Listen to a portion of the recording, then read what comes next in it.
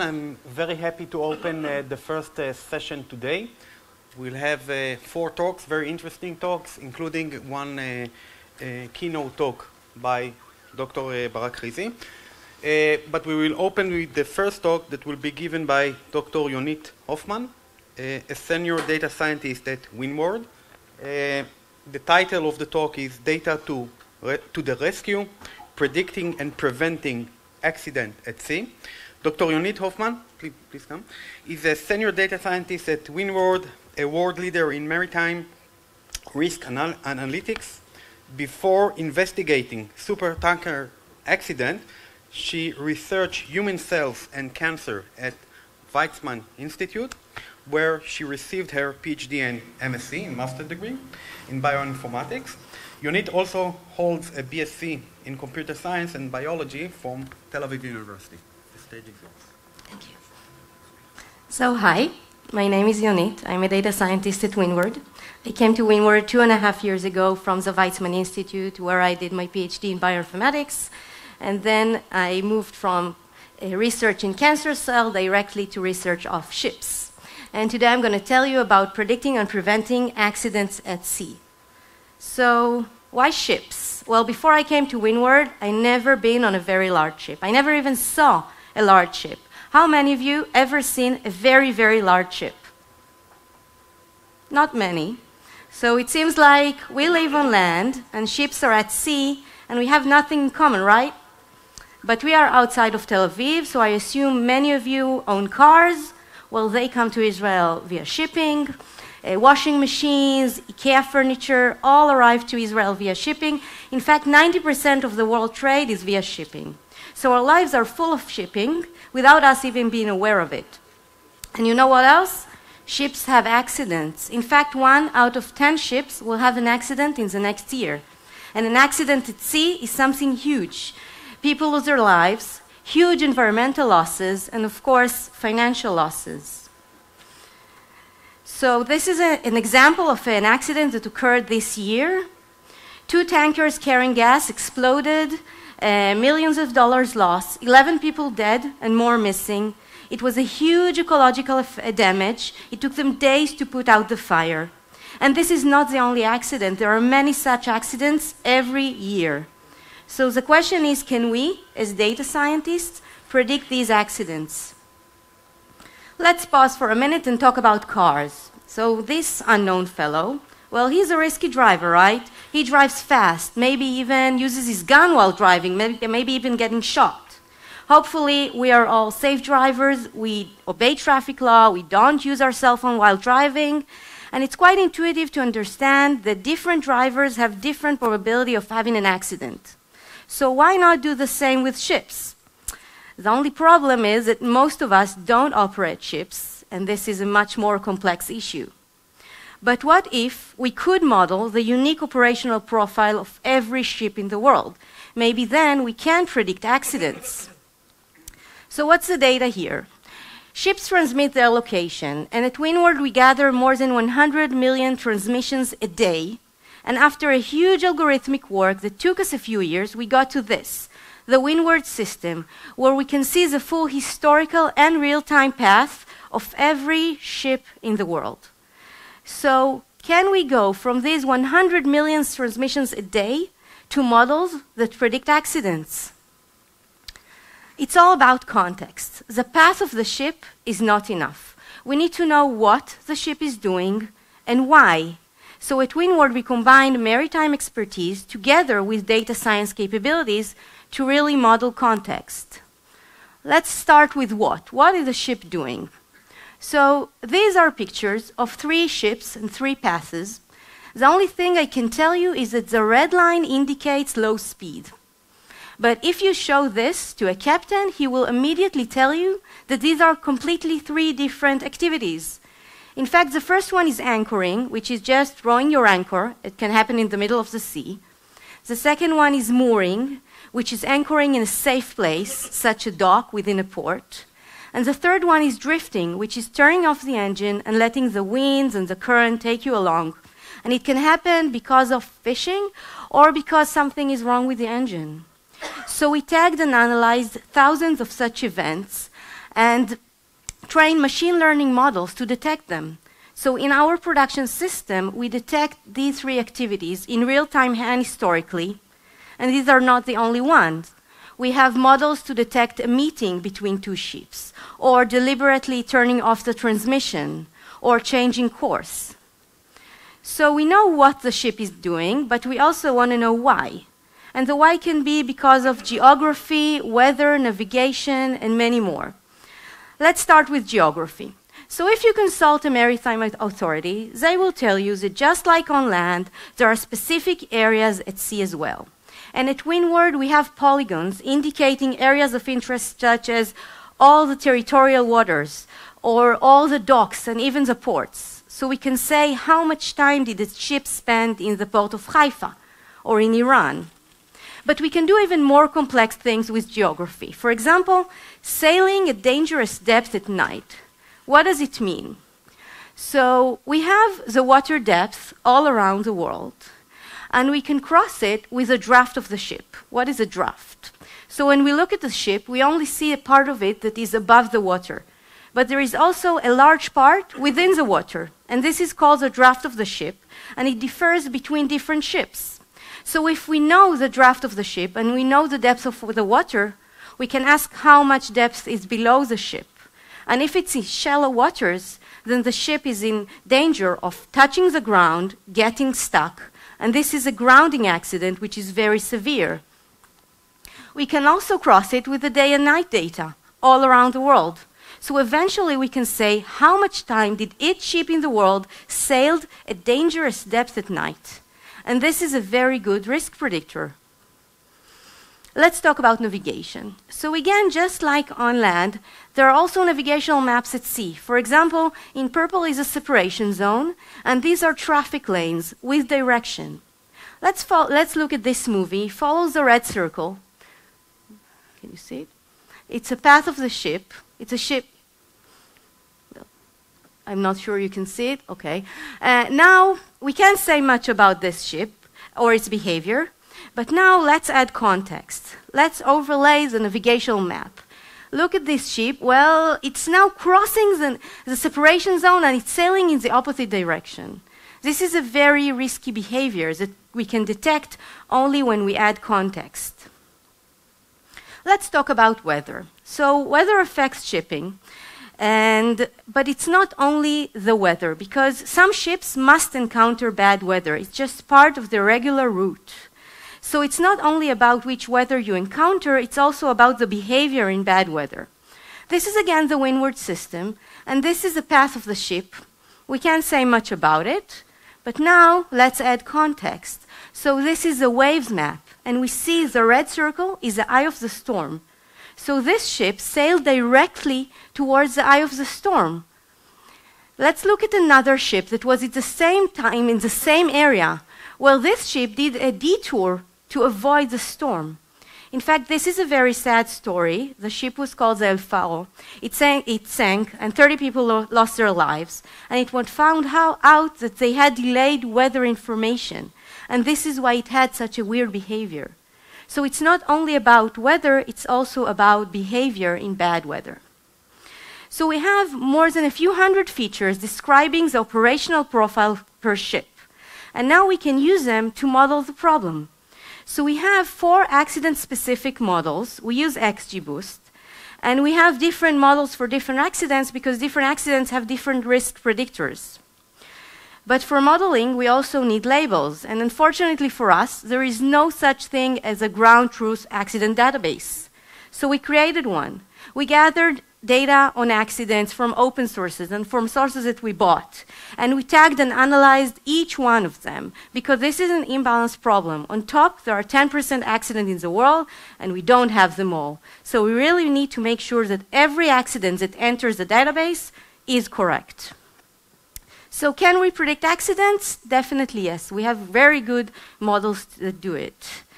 And in fact, remember the accident that I told you in the beginning in the Kerch? Well, these ships received the highest scores for risk in the Windward models before the accidents occurred. So it's quite amazing, right? We knew that they are risky before they had the accident. which leads me to the next question of who is the user of such models, who can benefit from them. So the Windward system has many users, security organization that use a system to detect illegal fishing or human trafficking or drug smuggling. But who can really benefit from accidents prediction models? Let's pause again for a minute and talk about this guy. John Grant did quite an amazing experiment at 1662. He showed that when he took a large population, he could predict the death pattern within the population. So it was quite amazing because people were used to think that their lives are full of unpredictable events. And suddenly this guy showed that he can predict the death. So in fact, he was the one to put the basics for the actuarial work and the life tables. And I think that actuaries were the first data scientists. And they are also our users. So who is the user? Marine insurance company. Why? Because they want to better price the risk and because they have big loss prevention teams that detect the risky owners and tell them what to change in the behavior of their ships to become less risky. And we can help them with that. This is a place called Lloyds of London. It's in London. And this is where insurance began. In fact, until today, many of the big insurance deals are done here. It's quite traditional. They even have a special book with a quill and ink, real quill and ink, where they write the total losses. So this is Lloyds of London, and this is Windward. Suits, T-shirts, suits, plank every noon. Well, you see the difference, right? So this is a huge challenge. How do we come, a startup from Tel Aviv, to this group of smart people who have been doing their jobs successfully in the last few hundred years and tell them that we have machine learning models that can assist their work? Well, usually at this stage we say, hey, sales, product, we created these great models, go sell them. But today I want to tell you that we have great tools, data science tools, that can assist bridging this gap. How do we do it? We become impactful in their eyes, and we gain trust in Windward and in the data and the models. So how do we become impactful in their eyes? We need to talk in their language, and we need to learn from them. We give the risk of one ship at a time, because this is the closest that we are to the data. But they are interested in the risk of a group of ships called fleet, because they need to decide whether to insure the whole fleet or nothing. So how do you give the risk to a group of objects that you just modeled? We thought about two solutions: averaging the risk of the ships or modeling this problem. Why modeling? Because we think that a group of ships in the same fleet affects one another. For example, the same fleet might have the same owner with the same budget for maintenance, or with the same criteria for hiring crew. Another thing is probability versus loss. So we give the probability of an accident, for example, 0.02 probability of collision. But marine insurance companies are interested in dollars, in the predicted loss. So there is a missing component here. And this missing component is a severity. Severity is a very hard regression problem. Assuming there was an accident, how much would it cost? So luckily for us, there is high correlation between probability and expected loss, but we are working on modeling these problems, the severity problem, or using different weights for different populations and different accidents. Now let's talk about trust. This is a picture from a meeting that we had with a very big insurance company who later on became our first insurance client. So here you can see my colleagues from business, Ali and Rotem, but you can also see Ido and me, and we are data scientists. So we flew there to explain their CEO, underwriter, actuaries, all about our models, our methods, how we build this model, and how we gain the data. And in fact, we found out that we are the best speakers for our models. And since then, every potential client gets to have a workshop with one of the data science team to really gain trust in the model and understand them. But trust is not only about people, it's also about data. And we don't want to give a black box machine learning models. So we use Shaq, quite a recent algorithm, to explain the risk of the predictor of the model. So SHAP gives us a value per feature in model, and the value is the average marginal contribution of a feature over all possible feature combinations. Let's look at an example. This is the SHAP output of one ship in one model. So you see its score, and we can also see the average score in the population, the base value. So we see that this ship got a score that is shifted upwards. And each bar here indicates one feature that contributed this score. The red bars indicate features that shifted the score up, and the blue bars shifted the score down. In fact, this is one of the ships that had the accident in the Kerch that I told you in the beginning, and these are some of its main risk predictors. So we have 4 accident prediction models, but we also want to give the overall score of each ship. So we apply a linear transformation on the scores to get an overall score. But we also want to know the overall SHAP values. So luckily for us, SHAP values are additive. So we can apply the same transformation that we did on the score on the SHAP values to get the overall explanation. We can even make it more complicated and add the severity weights. As we do to the scores, we do the same to the SHAP values. So we can predict accidents, and we can even help preventing them. We learn from the experts and model, no shortcuts. At Windward, we combine maritime expertise together with data science capabilities to really model context. Data science tools can help build trust in models and bridge the gap to bring machine learning models to traditional industries. And data scientists can be out front. So that's it. Thank you all for listening, and have a great day.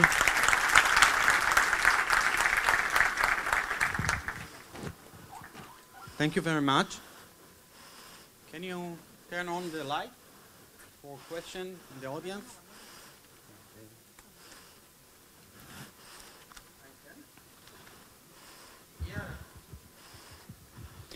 Thank you. My name is Shmuel.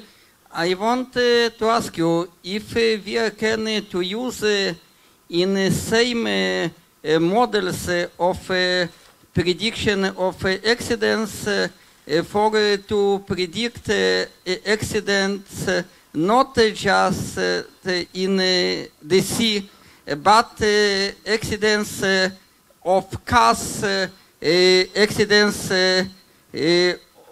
of airplanes and other forms of accidents. Example, accidents in build area and industry and other forms of accidents. Yes, so this is definitely a good method, but we need data. If we want to predict accidents of cars, we need to gather data of the cars' movements and to do the same analysis but different on cars, or the same thing for airplanes. So Windward is a maritime domain expertise company, but yeah, this can definitely be the same deal for other companies who look at cars or airplanes.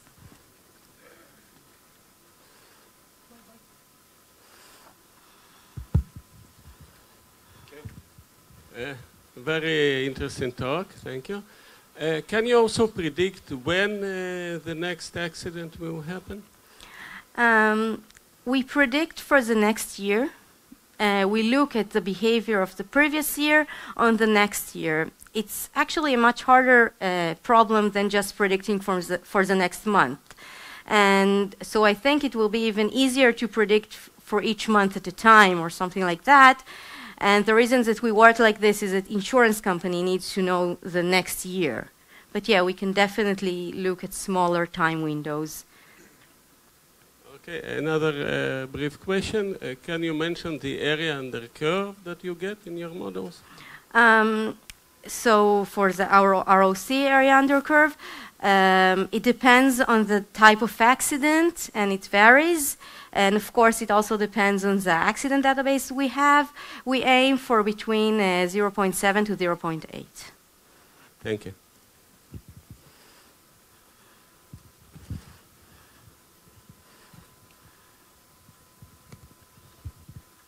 First of all, thank you very much. It was a very interesting talk. I have got 2 questions.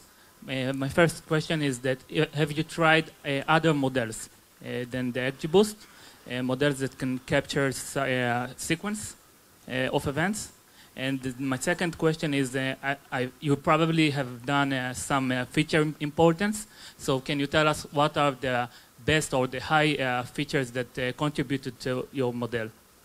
So we have about 70 features per model, and they differ between different accidents prediction models. For example, the time in dangerous depth at night sailing is a very high-risk predictor for grounding accidents. And time in traffic lanes, because they are congested areas, is a good predictor for collision accidents. So we can talk more about it, but it's a huge number of features per model. And we are thinking about using deep learning to detect accidents also, and we are working on it. It's work in progress that we just started. Thank you. Thank you, Yonit.